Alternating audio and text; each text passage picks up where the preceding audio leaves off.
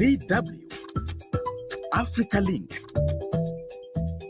In the wake of the recent tragedy in Benue State, where the echoes of grief and gunfire still linger, President Bola Tinubu has stepped forward with the promise of economic transformation. His visit to the region just days after a brutal attack that claimed the lives of dozens carries a message of hope and a pledge to rebuild. However, in a state that has endured years of violence and neglect, the question that looms large is this: can promises of development truly take root in a place where security remains so fragile? This is the pressing issue we'll be delving into. Stay tuned.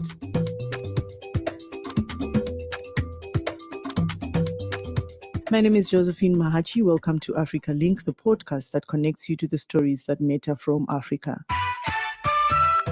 Africa Link, every weekday here on DW. A renewed wave of violence in Nigeria's Middle Belt left at least 150 people dead in Benue State, prompting President Bola Tinubu to crack down on the perpetrators.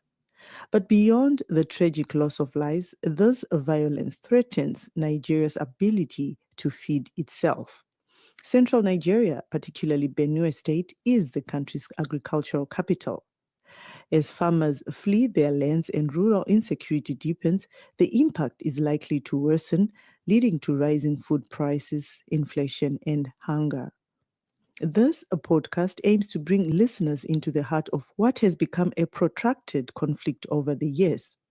More than 6,000 people were forced to flee their homes as a result of the attack. Analysts blame Nigeria's worsening security crisis on a lack of political will to go after criminals and ensure justice for victims. However, Tinubu said, in quotes, "We can turn this tragedy into economic prosperity." Now, joining me for this discussion is Rildwan Bello, co-founder, CEO of Vestance Limited.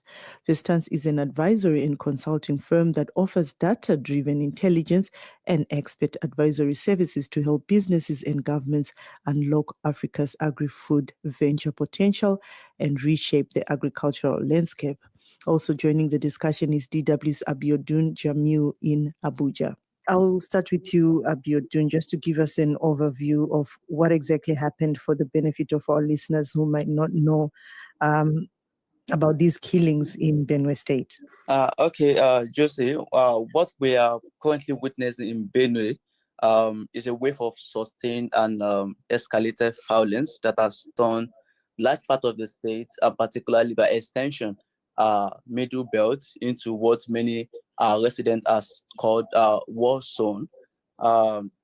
Just like you mentioned, we've said, the most horrifying of these attacks took place in Yerwata community, where more than 100 people were killed in a single night.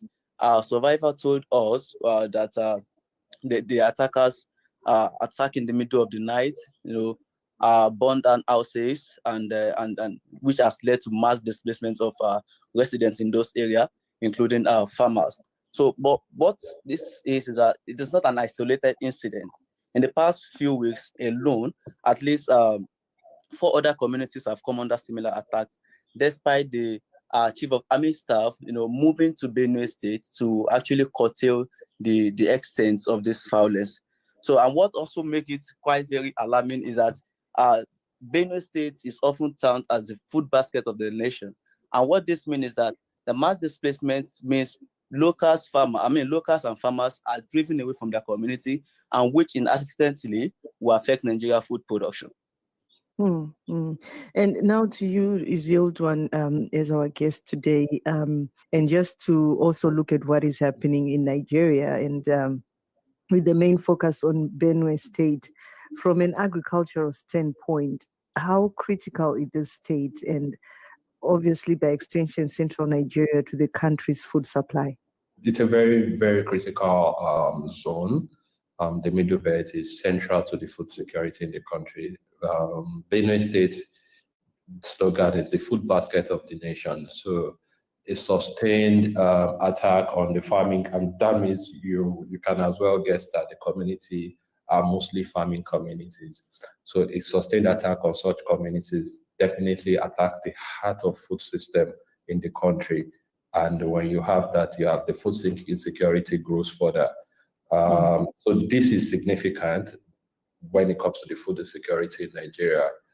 We are coming off the back of a very high food inflation rate, right, which is temporarily relieving, subsiding due to the tariff and trade policy relaxation, right?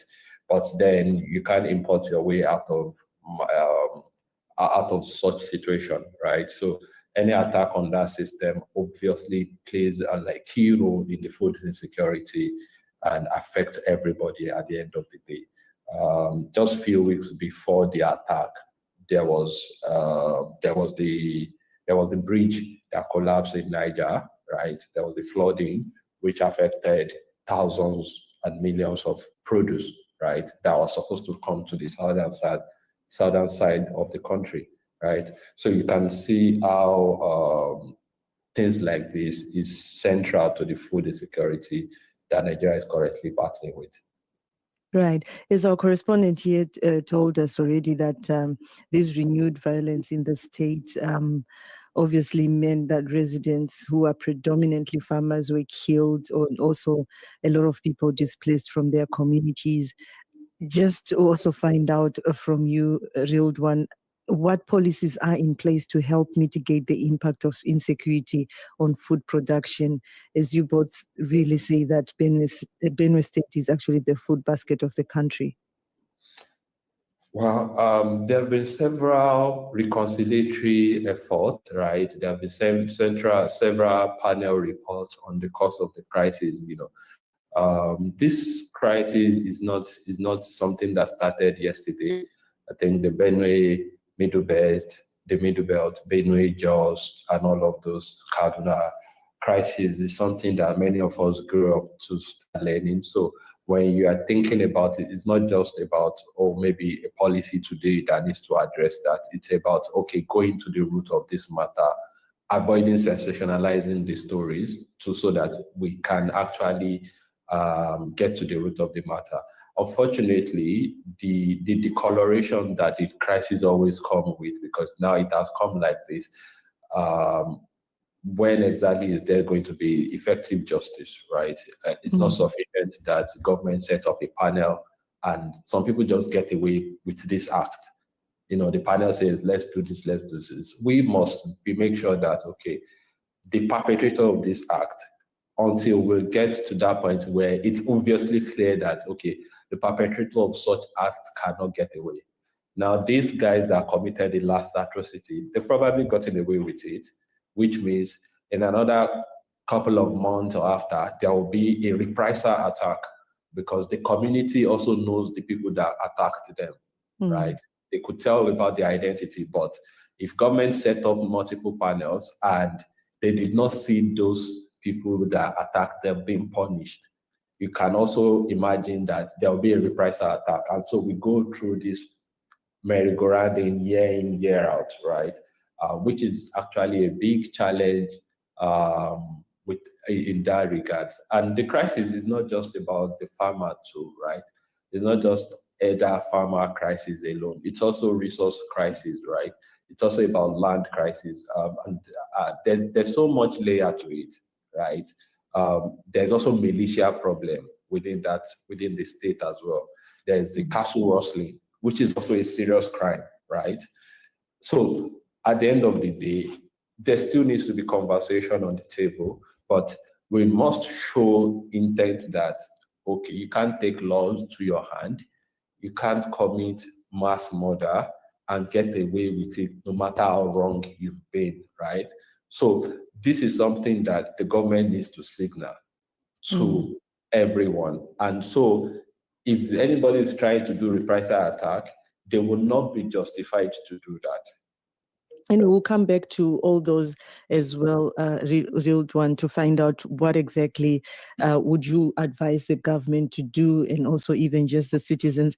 But just to also find out from you, Abiodun, as you've been doing reports on this particular incident, what the farmers and residents are telling you about this violence, how it has really disrupted their lives and livelihoods. What this attacks makes for farmers and residents is that it has not only disrupted their livelihoods and lives, it has also displaced them or put them from their homes to areas that they are currently staying, which is the IDP. Some of them are currently in Makurdi, in displaced camp in Makurdi, where they have nothing sort of to write to. So the impact on ordinary farmers, just like they've told us, is just sort of catastrophic. People have not only lost one. The rainy season, which was supposed to be the peak of agricultural activities in this area, has now become a season of mass displacement. So for many of them, they cannot return to their farms, they cannot return to those areas they are currently staying in displacement camp. And what this means is that they cannot go to their farm. And those even farmers that have already started planting cannot also go back to their farm to check the status of their crops. So it is what others have just stored, others who have stored their foods in silos or have also everything were burnt down. Josey, everything was burnt. So it's for many of them, it's the hope now is that things will improve, but they've not really been any sort of improvement, and many are actually scared to go back. So for them, the psychological effect, the economic impact is actually very, very huge. Wow. And now just also a real one from what Abiodun just mentioned here, hearing that all the silos have been bent down, we're talking about food insecurity here. What policies are in place to help mitigate the impact of insecurity on food production now that this has happened in Nigeria? Yeah, I think right now is when we are supposed to start talking about our forest guard, right? Because they are supposed to be one of the defense mechanisms to forestall attack like this, right? The military is overstretched across the country, and so these are something that's needed to exist, right? You can't just place the military in the forest. There's a provision for forest guard. And this is not just about Nigeria alone. There's also like the whole Sahel region, the growing threat of insecurity from the Sahel region, which means that if Nigeria does not show intentionality in guarding its border, you continue to have like influx of attacks like this around the farming communities, right? So that is something that needs to be in place, needs to be properly supported, so that these communities can also, they have a buffer zone before these guys are able to reach them. That's one. Also, secondly, there's the issue of state security. In the Southwest, this is something that in the Southwest, it's something that they've been able to manage to find a work around it. And I also understand that it's also it's a serious conversation, which is some part of the discussion for the national conference that is being proposed, right? What you have in the security apparatus in the country is abnormal, right? You don't have enough policing, right? And so what should be a police activity is now militarized. And so in terms of internal security is now at that very weak point, which I think we need to go back to it. And so what has the Southwest done? There's a Amotekun security outfit, which is like state-owned security unit that works in conjunction with the federal government, right? It's a way of protecting and providing additional support to defend and protect the farmlands from the marauding invaders, right?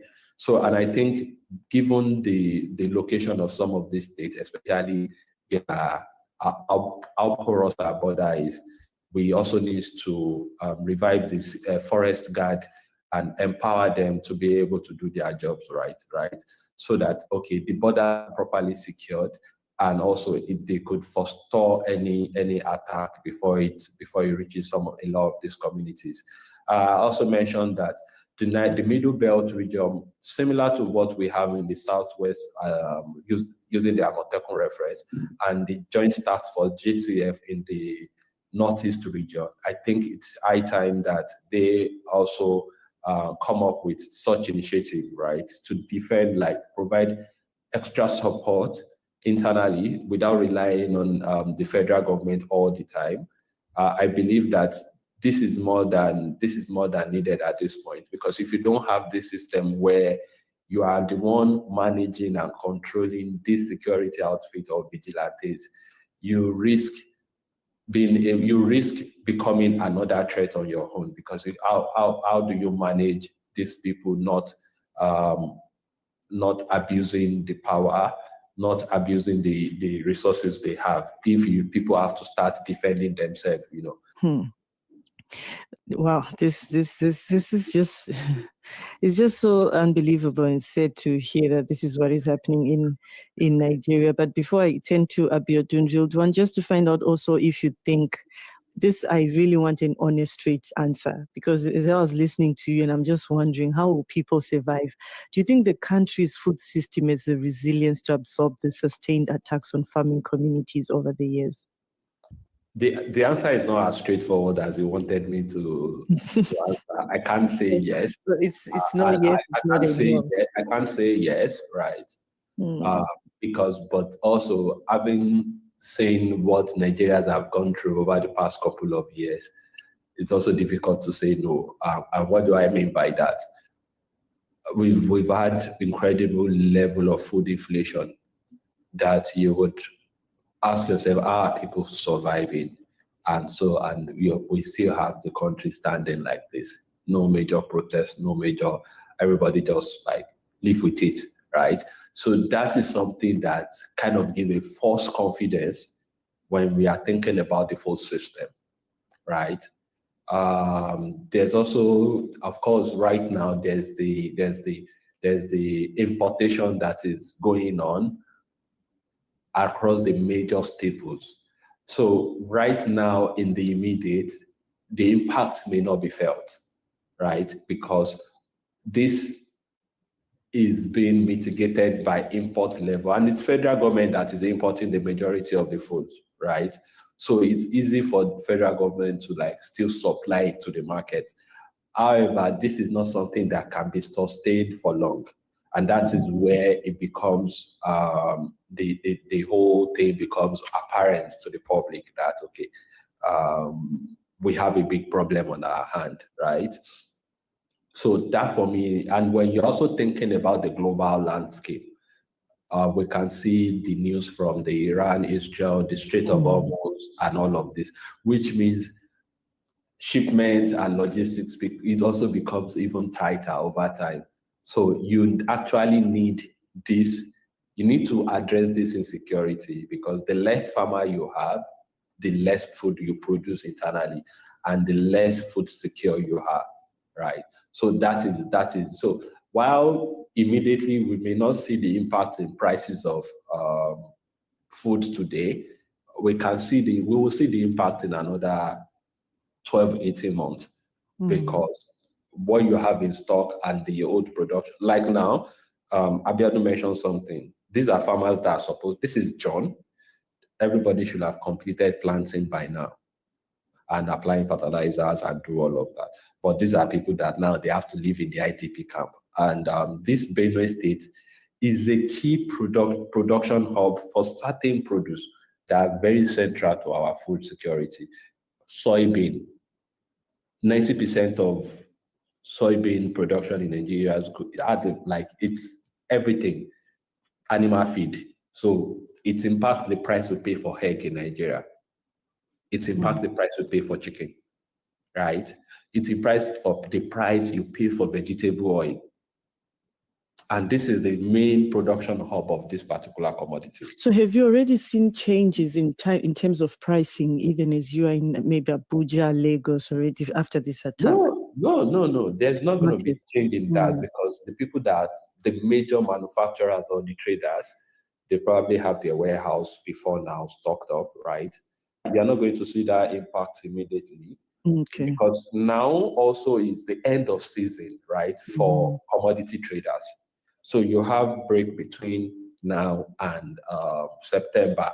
And so it's October when people expect these productions to start coming to the market, that they are not, when they are not getting it, that's when the market start responding to that.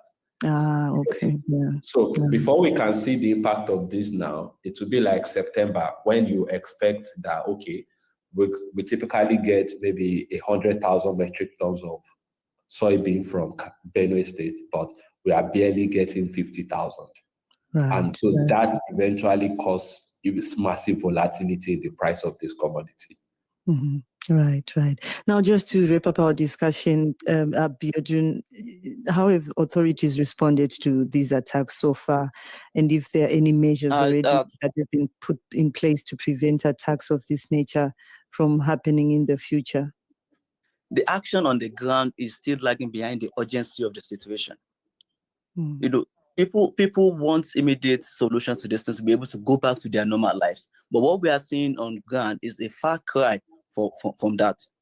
So at the state level, the state government has also, deployed the community volunteer guards, local vigilantes into rural areas to forests to root out some of these perpetrators. But just like I have said, it is still a far cry from what is actually from what the people need to actually go back to their normal lives. Mm-hmm. Right. And Rildwan, as we also wrap up with you, your firm actually offers data-driven intelligence and expert advisory services to even governments, and just also, as advice or what you think the steps the government should take to actually assist even the displaced farmers and revive food production in affected areas, as well as even the private sector, not just government. I think now it's high time government and the private sector work together in trying to improve the situation and also curb insecurity. I think one major thing that the government needs to do right now is to see to returning these people to their homes, right? Trust me, farmers, no matter what happens, they still just want to go back to their farm. And so they need to have that sense of safety. It's not just enough that they visit them, give speeches, and go back to talking about the administrator, go back to their normal life. They need to actually see that, okay, we are here with you and we are here to support you, right? So you can't abandon them in IDP camps, hoping that they will figure out their life and live on your handouts, right? So in this case, you are looking at, okay, can we enlist? Do we have a proper register of all the affected farms, all the affected people, right? Their belongings and all of that, and we bring in palliative instruments, right, to support them to return back to their home. Mass low-cost construction for them to be able to go back to their lands, and security support, input support, because this is what they've always known, right? They don't want to live. I've not met farmers that is comfortable to live in IDP camps, right? They always want to go back to their home, even no matter how terrible the situation is. So what the government needs to do is meet them at this point of need, right? And it's something they have to do urgently. It's something they have to do urgently. It's not sufficient that you give them one bag of seedling, one bag of fertilizer. That is not sufficient, right? Government needs to bring in serious investment into those communities in terms of providing them a playing ground to start their life afresh. Beyond that, there's also the need to provide mental health support for them, right? Oftentimes, people don't think about this and how it affects them. We just look at them and think that, they just go back to place. It's also affects their mental health. Rildwan Bello, co-founder, CEO of Estance Limited, and DW Abiodun Jamiu in Abuja, many thanks for joining us. At the Africa Link podcast, we always cast our gaze across the continent to see how the stories we cover play out, or sometimes even intersect. Ayo Sotinrin, the newly appointed CEO of Nigeria's Bank of Agriculture, has outlined a bold reform agenda that could be a game changer for the country's agricultural sector. His plan, which includes digitizing operations, reducing non-performing loans, and expanding access to credit for rural and youth farmers, has the potential to transform the landscape. With a focus on recapitalizing the bank, strengthening agricultural value chains, and launching a nationwide loan recovery drive, Sotinrin aims to revive the bank's role in boosting food security and rural development. I had the opportunity to catch up with him at the AFDB annual meetings, and here is what he had to say. Ayo Sotinrin, CEO of Nigeria's Bank of Agriculture. That is a wrap for this edition of Africa Link. Remember, you are not just a listener, but a vital part of our community, and your engagement can shape the direction of our discussions. We value your insights and encourage you to share your thoughts with us. Remember, you can find all of the Africa Link podcast episodes on Spotify and Apple, or wherever you listen to your podcasts from. This episode was co-produced and edited by Isaac Mugabi. My name is Josey Mahachi. Thanks for tuning in. Until the next one, it's bye for now.